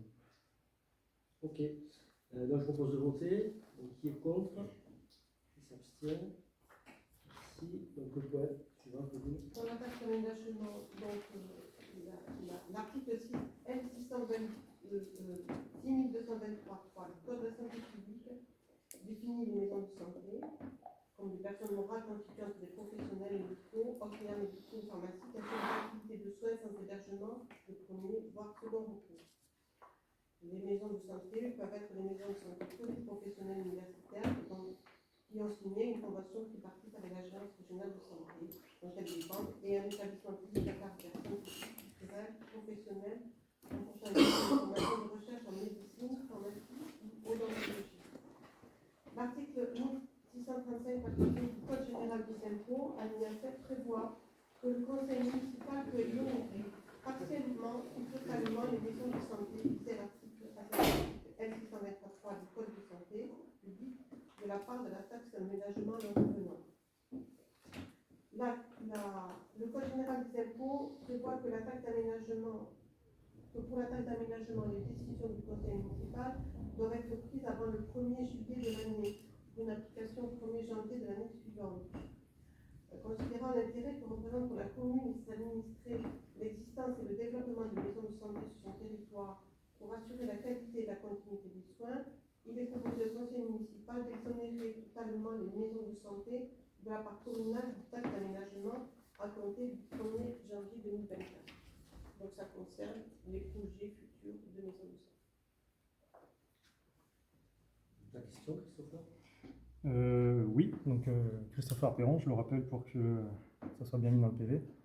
La question que j'avais, cette maison de santé est prévue du côté de Malrivière, il me semble. Donc la question que je me pose, je comprends le fait de faire un geste au niveau de la taxe, au niveau de la maison de santé, par rapport à l'intérêt public. Par contre, je ne trouve pas ça équitable, on va dire, par rapport à tous les habitants qui vont habiter dans la zone. Et je m'explique notamment par rapport à un point. Il était spécifié dans la délibération précédente qu'un pourcentage sera affecté à différentes actions. Donc je vois 5% pour les bâtiments de l'accueil de loisirs. Je peux comprendre que là ça tombe à 0% pour, du moins, ils ne seront pas impactés par rapport à ce paramètre-là. Il y a aussi le point de la construction des salles de classe. Je peux comprendre que ça n'a pas de lien direct à affecter, on va dire, le coût par rapport à un cabinet médical. Par contre, je suis perplexe par rapport au rond-point, justement, Est-ce que ça veut dire que la charge de 80% ne reposerait que sur les habitants de la zone, alors qu'on le sait tous, une maison de santé draine quand même beaucoup de monde, et ce rond-point servira énormément à des passages réguliers dans la journée, et non pas des transits d'habitants qui font le trajet le matin, le soir, ou éventuellement pour chercher les enfants. Donc la maison médicale bénéficie de ce service, et je trouve que c'est mon opinion propre, c'est un gros cadeau que d'offrir, on va dire, cette partie-là, et ça donne pour moi un message, pas forcément le bon, au niveau des citoyens qui habitent dans la zone, en disant que cette partie pourrait être mieux répartie. Je ne dis pas que vous ne pouvez pas faire un geste sur la quote-part qu'il pourrait avoir, mais une exonération totale me paraît hallucinante, parce qu'il me semble que ça représente quand même un sacré volume financier par habitant, par construction. Donc j'aimerais avoir une explication sur ce point-là. Et pour terminer, c'est surtout 100% pour une extension du réseau électrique. Ils fonctionneront sur quel type de réseau? Ils seront sur l'électricité, ils auront eu des câblages. C'est un point qui demande à être explicité. Il n'y a pas d'explication particulière, hein. C'est une aide à l'installation. Il est important pour la commune d'avoir une maison de santé. C'est prévu par la loi, c'est nous qui avons fait le texte. Donc, dans la mesure où l'exonération est prévue par la loi, ils en ont fait la demande. On a bien voulu abonder pour effectivement les aider et créer cette maison de santé. Et c'est important, aujourd'hui on a la chance d'avoir des médecins à Clermont-Ferrand, on n'est pas dans un désert médical. On doit les accompagner, il y a d'autres médecins qui vont venir s'installer et compléter l'offre. Donc c'est important qu'on puisse faire ça. Et au même titre que il y a d'autres organismes qui donnent des subventions. C'est une forme de subvention et c'est prévu par la loi. On aurait peut-être pu faire une exonération partielle plutôt. La loi ne prévoit pas une exonération partielle. C'est soit on exonère, soit on n'exonère pas. C'est la question qui est à se poser, Christophe Perron, c'est que dans cette zone-là, est-ce que la loi prévoit que les autres personnes ont une taxe à 20% sur l'équipement complet? Les habitants vont avoir une taxe à 20% sur cette zone-là. 15%. Oui, mais il n'y a pas d'exonération possible sur le reste. Parce que pour moi, le message est peu clair, dans le sens où à l'heure actuelle, on a déjà un cabinet médical qui cherche à grandir. Il va peut-être fermer, mais je tiens à faire remarquer que vous avez déjà fait le choix de vouloir mettre 30 000 € pour faire des places de parking pour ce cabinet médical, pour passer le message que là vous êtes prêt à exonérer. Nous ne sommes pas contre une exonération, mais trouvons raisonnable de faire une exonération partielle. Philippe, Nathalie Marty, juste dans le document que vous avez écrit, là, en fait, il y a quand même une phrase. Hein. L'article 1635, quater E, enfin, je ne dis pas la suite, prévoit que le conseil municipal peut exonérer partiellement ou totalement les maisons de santé. Nous, on a fait le choix de pas. Donc, il ne dit pas. C'est un choix du conseil municipal. C'est là. Donc, oui, non, mais là, par rapport à ce que tu disais tout à l'heure, c'est erroné quand même. Je vous rappelle qu'on est quand même dans une situation concurrentielle où tout le monde cherche à attirer des médecins. Donc il est extrêmement stratégique pour notre commune d'attirer des médecins. D'ailleurs, là, la délibération parle des maisons de santé en général. Il y a un autre projet de maison de santé qui seront exonérés de la taxe d'aménagement. Donc il y a vraiment un enjeu important pour notre commune Notamment la population vieillie. Sandrine Lafont, donc je comprends de ce que vous dites qu'il y a un projet qui commence à prendre forme. Est-ce qu'on peut en avoir quelques informations dessus? La commission urbanisme est informée au fur et à mesure des projets, mais il évolue un peu tous les jours. Donc il n'y a pas de projet stabilisé. Donc, nous attendons des décisions qui ne dépendent pas de la municipalité pour savoir quelle sera la configuration exacte de cette zone. Donc il faut attendre encore quelques temps pour avoir une vision précise de ce projet. Christopher Perron, une remarque liée au stationnement. Donc si je comprends bien, on va dire ce cabinet médical sera exonéré des taxes. Est-ce que l'urbanisme va contrôler de façon pérenne que l'ensemble des passages de leurs patients, de la patientèle, ne viendra pas perturber la zone pavillonnaire qui se trouvera, ou les zones, on va dire, adjacentes? En d'autres termes, la zone réservée à la maison médicale sera-t-elle vraiment bien cernée? Et l'ensemble, on va dire, des parkings utilisés par la patientèle ne sera pas financé par l'ensemble des autres personnes qui auront, eux, payé l'ensemble des charges sur l'ensemble du lotissement. En fait, il y a donc dans le projet un dimensionnement des parkings qui correspond à la dimension de la maison de santé. Et par ailleurs, l'espace public est un espace public, donc on n'a pas de moyens d'interdire l'espace public à quiconque. Donc voilà, donc, le projet prévoit que ce soit dimensionné correctement. On n'empêchera jamais quelqu'un d'aller stationner Christopher Perron, je tiens à rappeler que le lotissement sera sûrement régi par une ASL au départ. Et dans ce cas-là, cette partie-là, les espaces que vous dites publics, ce sont plutôt des espaces communs et non pas publics comme vous le dites. C'est un espace commun pour l'ensemble des citoyens de la zone qui restera privatif le temps d'être rétrocédé. Donc je réitère ma demande, qui financera les espaces communs, comme vous dites, au niveau de l'opération? Mais ces espaces seront rétrocédés. Tout ce qui est grâce à la voirie publique sera rétrocédé. Les voiries principales, en tout cas.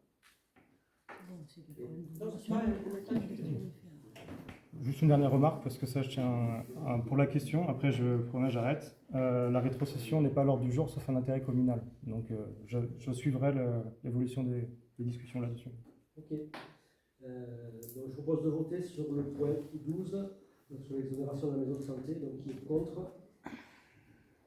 Je suis contre Christopher Perron, je suis contre le fait que ça soit une exonération totale. Ouais. J'aurais été 4, 3. Non, parce que Elle a passé le...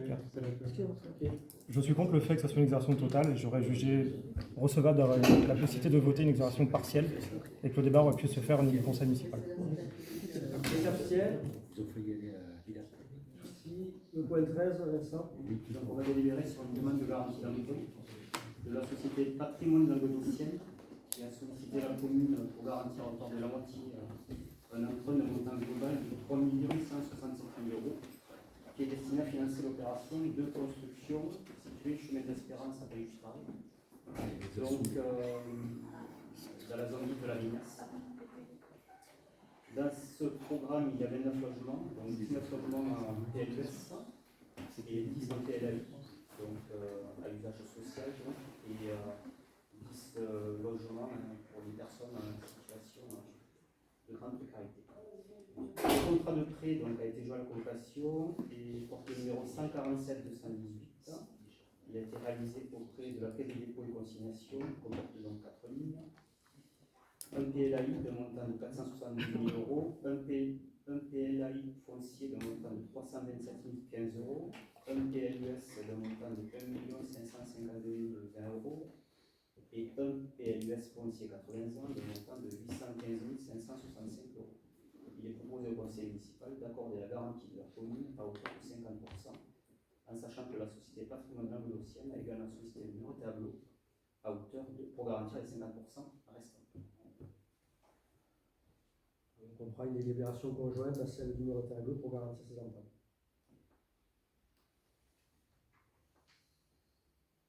Question. Je propose de voter, donc qui est contre, qui s'abstient. Une seule voix. Moi je suis pour et Claire s'abstient. Que les abstentions. 3. Moi, je suis l'abstention dans le sens où je tiens à faire une remarque. Par le passé, vous nous avez dit que de toute façon, ce type de prêt-là, en fait, était systématique. Mais on ne peut pas voter contre ou quoi que ce soit. C'est une pratique commune, on va dire ça comme ça, une pratique maintenant de faire. Je m'abstiens simplement sur le fait que je trouve la somme un peu importante, dans le sens où j'aurais préféré qu'un avis soit fait sur le fait que qu'est-ce qui se passe en cas de problématique, comment la commune est protégée. Juste avoir un petit avis là-dessus. Donc pas de libération 14. Donc c'est une demande de garantie pareil pour la société Cité Jardin, puisque si la commune peut garantir à hauteur de 50% des emprunts de montant global de 4 428 855 €, destiné à financer l'opération de construction de 46 logements, dont 25 PLUS, donc les prêts locatifs et usage social, et les 20 PLAI, donc pour les personnes en situation de grande précarité, situées rue de la Poste à Bayustral. De la même manière, la Cité Jardin a sollicité le numéro d'agglomération pour garantir les 50% restants. Le contrat de prêt joint à la convocation, numéro 144 877, réalisé auprès de la Caisse des dépôts et consignations, comporte les différentes lignes suivantes. Donc le PLAI 40 ans, 1 348 967 €. Le PLAI foncier 80 ans, 417 243 €. Et le PLS 40 ans, 1 852 207 €. Le PLS foncier 80 ans, 511 429 €. Le prêt HDB 20 ans, donc rénovation thermique 20 ans, de montant de 299 000 €. Il est proposé au conseil municipal d'accorder la garantie de la commune à hauteur de 50%. On est sur la même délibération que l'autre. sur la délibération 14, qui est contre, qui s'abstient. Pareil. Pour Claire. Merci. Le point 15, donc sur les créations de postes. Juste en préalable, je veux dire qu'on avait pourvu le dernier poste PEC, donc parcours emploi compétences. Que les jeunes qu'on avait recrutés il y a 2 ans en parcours emploi compétences vont être recrutés en tant que stagiaires dans la commune. Donc, ce parcours emploi compétences, il aide vraiment les gens à revenir dans l'emploi. Et c'est dans ce sens où j'avais été engagé quand on les avait recrutés. Et aujourd'hui, on est heureux d'avoir tous les postes complets dans la commune. Donc, à la fois les postes qu'on a créés et puis les postes qui ont été vacants. Donc tous ces postes on est en équipe complète. Donc ce que je vous demande ce soir, c'est de créer un nouveau poste. Donc on peut éventuellement avoir un accroissement temporaire d'activité ou devoir remplacer quelqu'un. Donc on n'a plus aucun poste de libre. Voilà, donc cette création de poste, ça serait sur une durée maximum de 12 mois au cours des 18 mois courants. Donc c'est pour avoir effectivement cette latitude de pouvoir recruter donc, entre le 1er juillet 2023 et le 31 décembre 2024 pour exercer des fonctions diverses de secrétariat et contribuer à la dématérialisation des données. Donc aujourd'hui, on est dans la dématérialisation des permis et il peut y avoir un accroissement de travail. Une question, ça pourrait être un groupe rappel aussi? Non, pas parce que précisé. ça ne sera pas Ça ne sera pas un groupe rappel. Là, vous n'en faites plus. Et le pas non plus. Je sais, il n'y a pas d'emploi. Nous, on en a plus, on en a les 4. Ah, Et on a du mal à. parce que ça existe toujours. Ça aussi. Nathalie Marty, donc une question si j'ai bien compris, en fait c'est un poste, il y a une création de poste mais il n'y a pas le recrutement tout de suite, c'est en cas avec besoin, s'il y a une personne qui est absente pour un supplément de charge, de vous donner la possibilité de recruter. C'est ça, puisque la collectivité, en fait, par rapport au privé, on ne peut pas faire appel à l'intérim, on a des postes. Donc là, c'est juste, c'est Fanny Poignon, c'est juste pour ouvrir au cas où. C'est ça. D'accord. Ok, je propose de voter, qui est contre.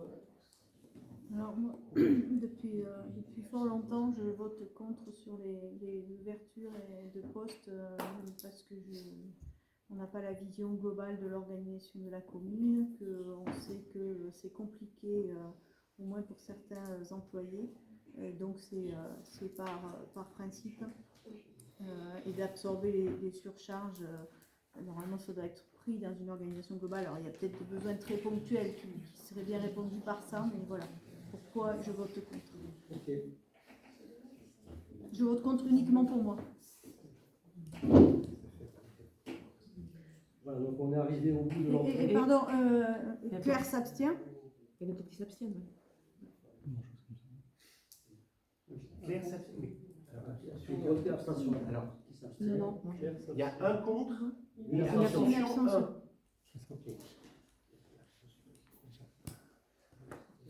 On arrive au compte rendu des décisions. Donc, la première décision, donc, c'est l'attribution du marché des travaux des ALAE.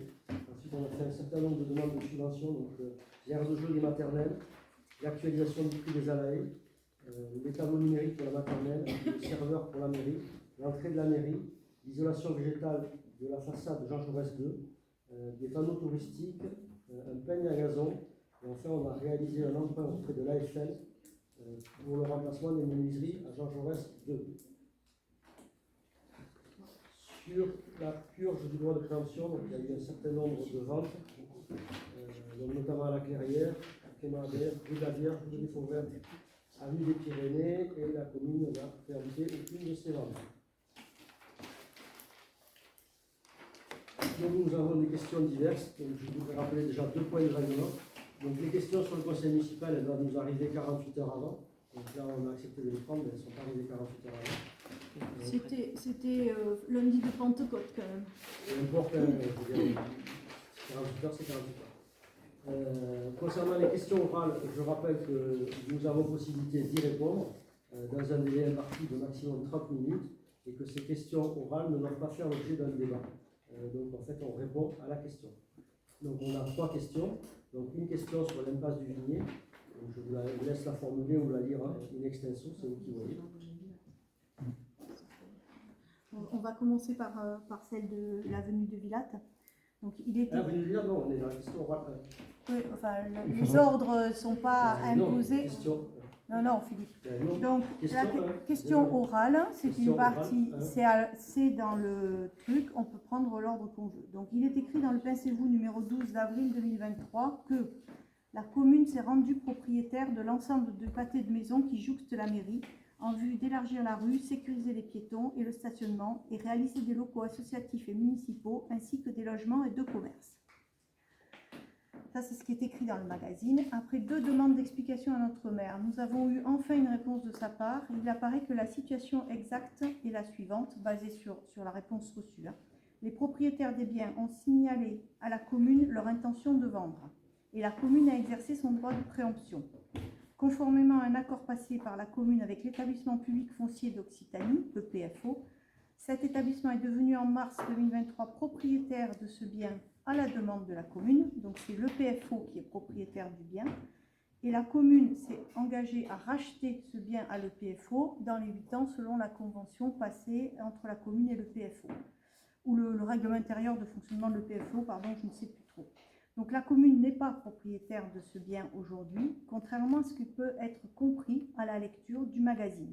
Elle le sera quand la commune l'aura racheté à l'EPFO avec un montant minimum de 650 000 €, puisque c'est le montant par lequel l'EPFO l'a acheté, plus des indices qui montent par année avec des règles définies.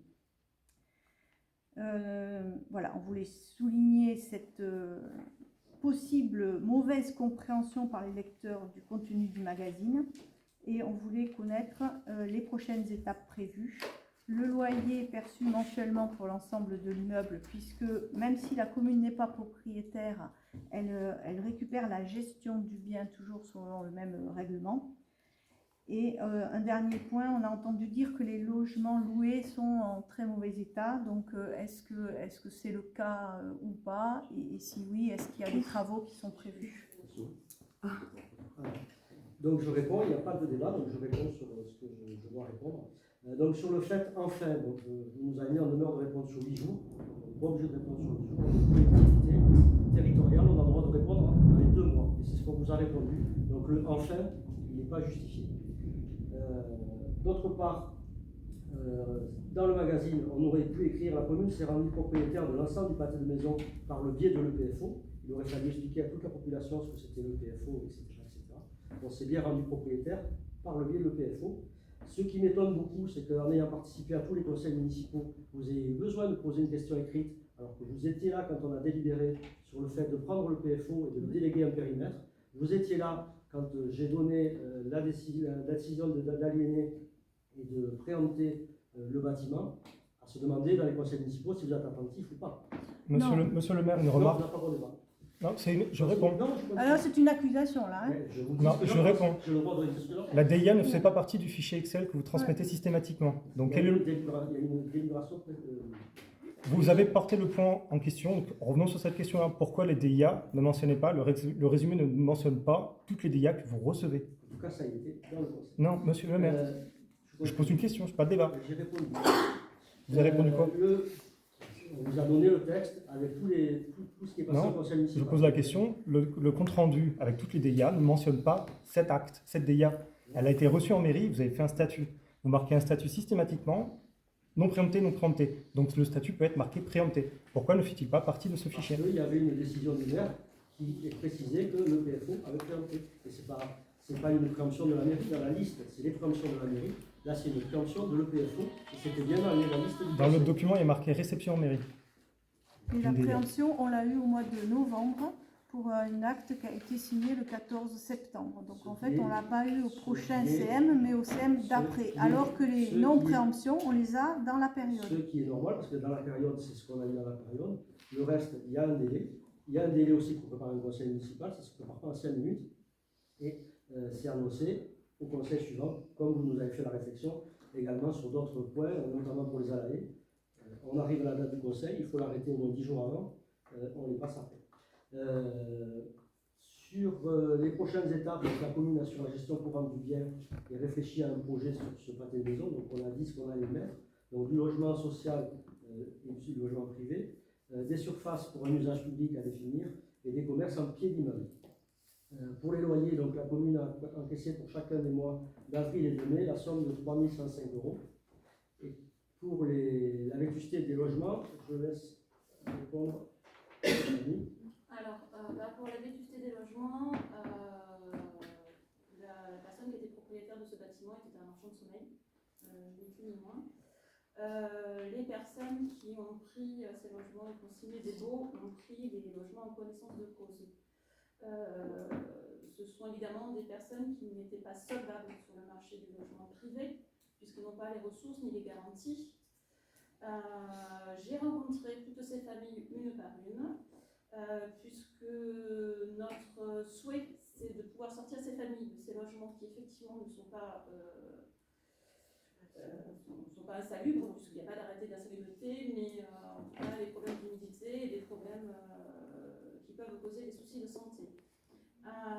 Nous les accompagnons dans la démarche d'effectuer une demande de logement social et nous les accompagnerons sur une attribution de logement social, notamment sur des libérations qu'il pourrait y avoir sur le portail en mairie, mais surtout sur les prochains projets qui voient le jour où il y aura un contingent de logement social réservé à la mairie.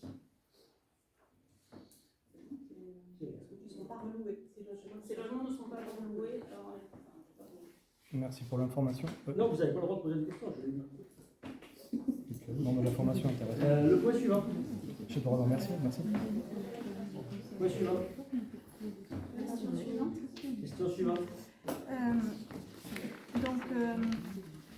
Lors du conseil municipal précédent, à propos de l'impasse du Vignier, nous avons attiré l'attention de la majorité sur la cession de la part communale de la copropriété de l'impasse du Vignier, parcelle AX 94 et 107, au lotissement Les Parcs Aménageurs dans le cadre de l'opération sur l'OAP dite de la Taillade, qui consiste à vendre par la commune à ce lotisseur les parcelles AX 80, 112 et une partie de la 113.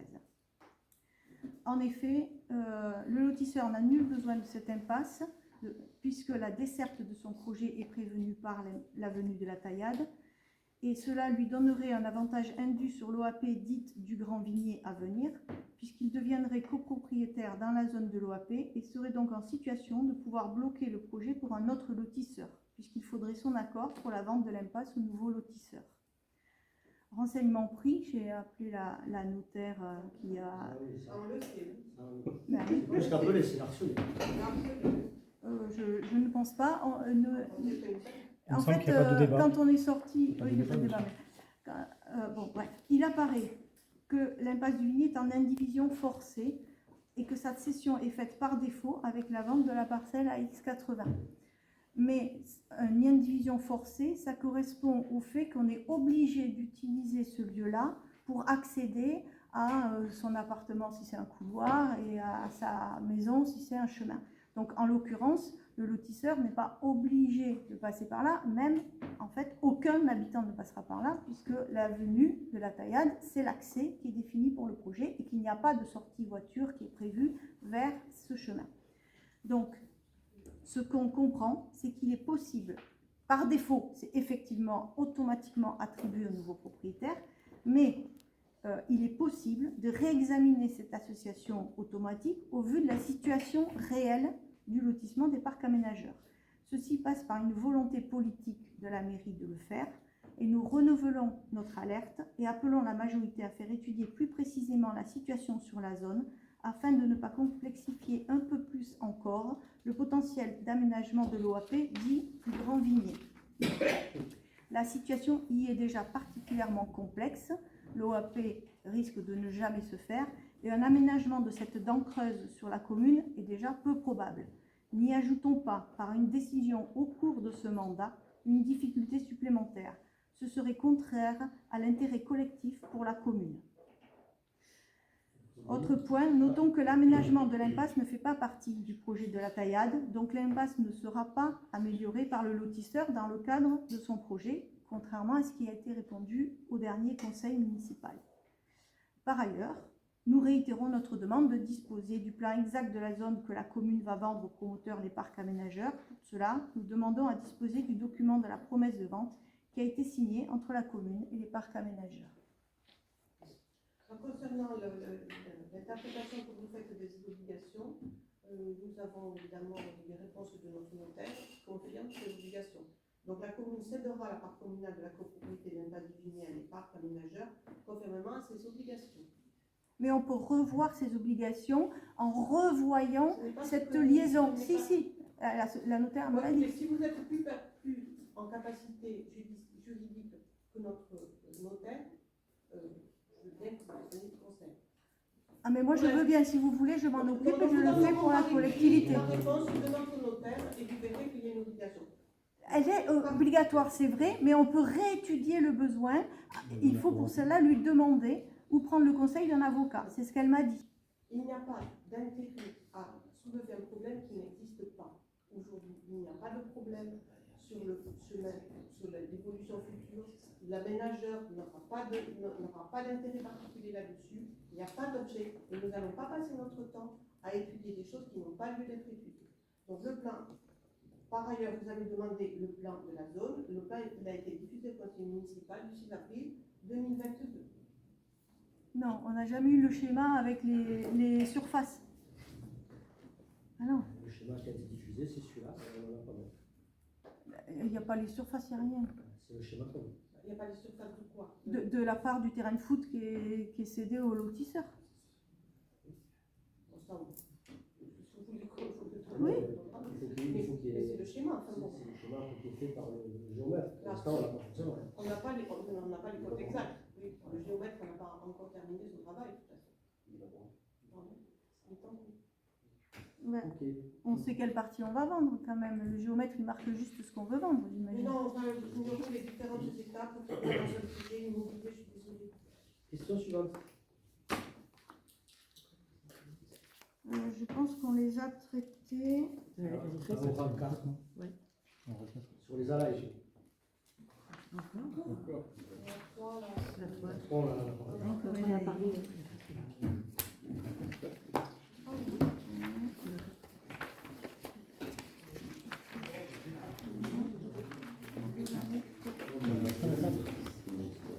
Ah oui, sur les allées, pardon.